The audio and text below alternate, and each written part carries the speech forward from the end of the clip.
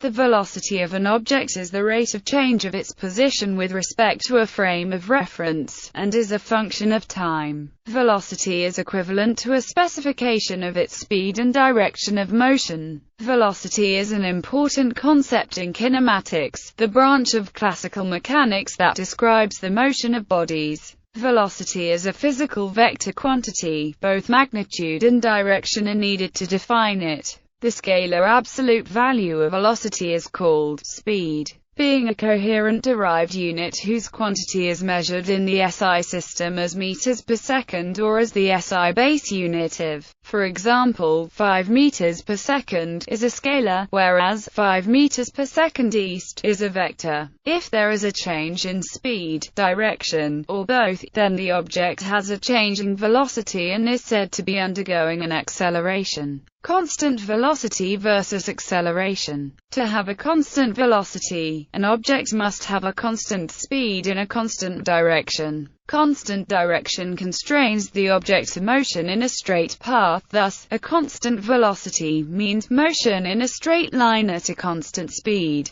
For example, a car moving at a constant 20 km per hour in a circular path has a constant speed, but does not have a constant velocity because its direction changes. Hence, the car is considered to be undergoing an acceleration. Distinction between speed and velocity. Speed describes only how fast an object is moving, whereas velocity gives both how fast and in what direction the object is moving. If a car is said to travel at 60 km per hour, its speed has been specified. However, if the car is said to move at 60 km per hour to the north, its velocity has now been specified. The big difference can be noticed when we consider movement around a circle. When something moves in a circle and returns to its starting point, its average velocity is 0, but its average speed is found by dividing the circumference of the circle by the time taken to move around the circle. This is because the average velocity is calculated by only considering the displacement between the starting and the end points, while the average speed considers only the total distance traveled. Equation of motion. Average velocity. Velocity is defined as the rate of change of position with respect to time, which may also be referred to as the instantaneous velocity to emphasize the distinction from the average velocity. In some applications, the average velocity of an object might be needed, that is to say, the constant velocity that would provide the same resultant displacement as a variable velocity in the same time interval, v, over some time period delta t. Average velocity can be calculated as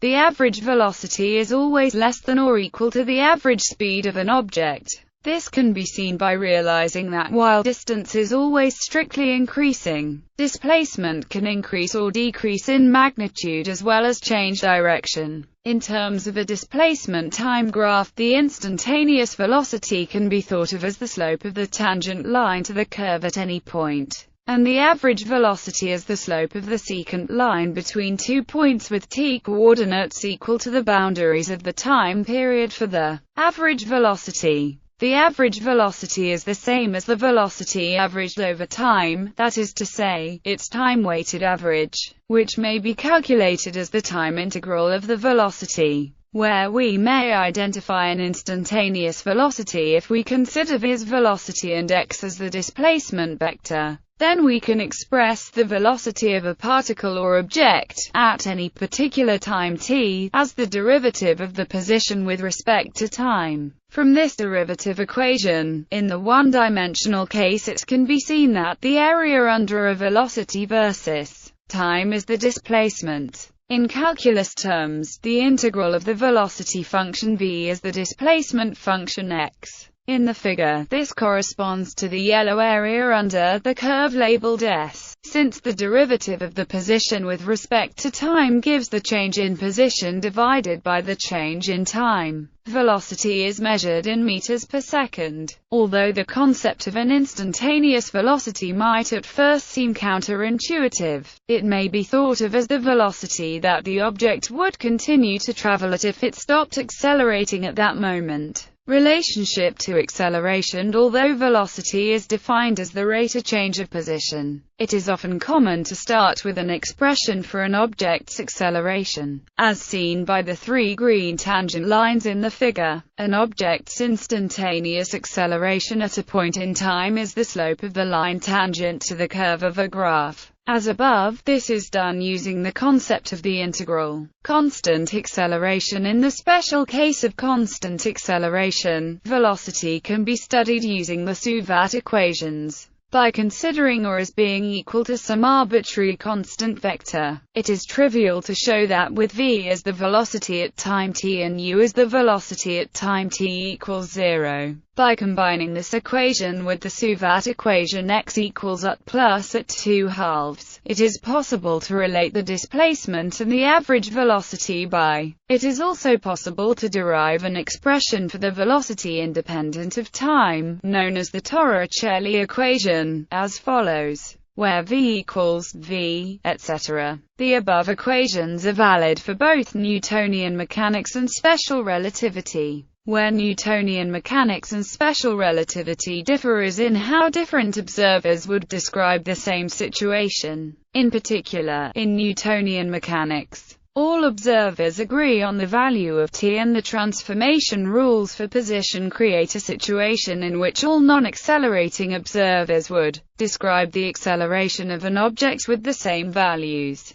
Neither is true for special relativity. In other words, only relative velocity can be calculated. Quantities that are dependent on velocity. The kinetic energy of a moving object is dependent on its velocity and is given by the equation ignoring special relativity, where h is the kinetic energy and m is the mass. Kinetic energy is a scalar quantity as it depends on the square of the velocity. However, a related quantity, momentum, is a vector and defined by in special relativity. The dimensionless Lorentz factor appears frequently, and is given by where gamma is the Lorentz factor and c is the speed of light. Escape velocity is the minimum speed a ballistic object needs to escape from a massive body such as Earth. It represents the kinetic energy that, when added to the object's gravitational potential energy, is equal to 0. The general formula for the escape velocity of an object at a distance r from the center of a planet with mass m is where g is the gravitational constant and g is the gravitational acceleration. The escape velocity from Earth's surface is about 11,200 meters per second, and is irrespective of the direction of the object. Relative velocity. Relative velocity is a measurement of velocity between two objects as determined in a single coordinate system. Relative velocity is fundamental in both classical and modern physics, since many systems in physics deal with the relative motion of two or more particles. In Newtonian mechanics, the relative velocity is independent of the chosen inertial reference frame.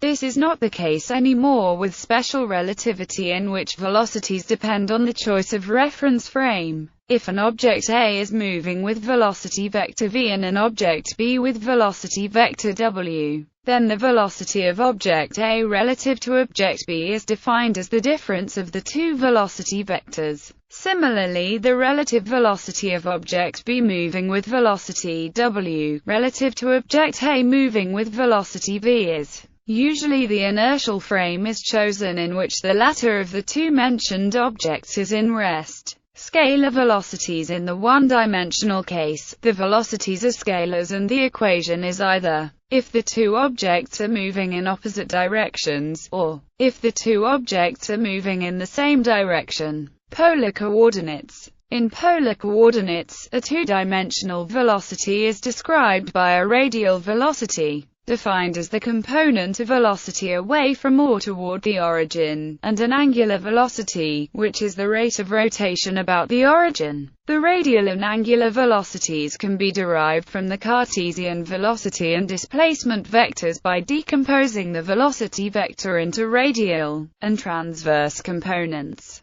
The transverse velocity is the component of velocity along the circle centered at the origin, whereas the transverse velocity is the radial velocity. The magnitude of the radial velocity is the dot products of the velocity vector and the unit vector in the direction of the displacement, whereas displacement. The magnitude of the transverse velocity is that of the cross product of the unit vector in the direction of the displacement and the velocity vector. It is also the product of the angular speed and the magnitude of the displacement, such that angular momentum in scalar form is the mass times the distance to the origin times the transverse velocity, or equivalently, the mass times the distance squared times the angular speed. The sign convention for angular momentum is the same as that for angular velocity. Whereas mass, the expression is known as moment of inertia. If forces are in the radial direction only with an inverse square dependence, as in the case of a gravitational orbit, angular momentum is constant, and transverse speed is inversely proportional to the distance. Angular speed is inversely proportional to the distance squared,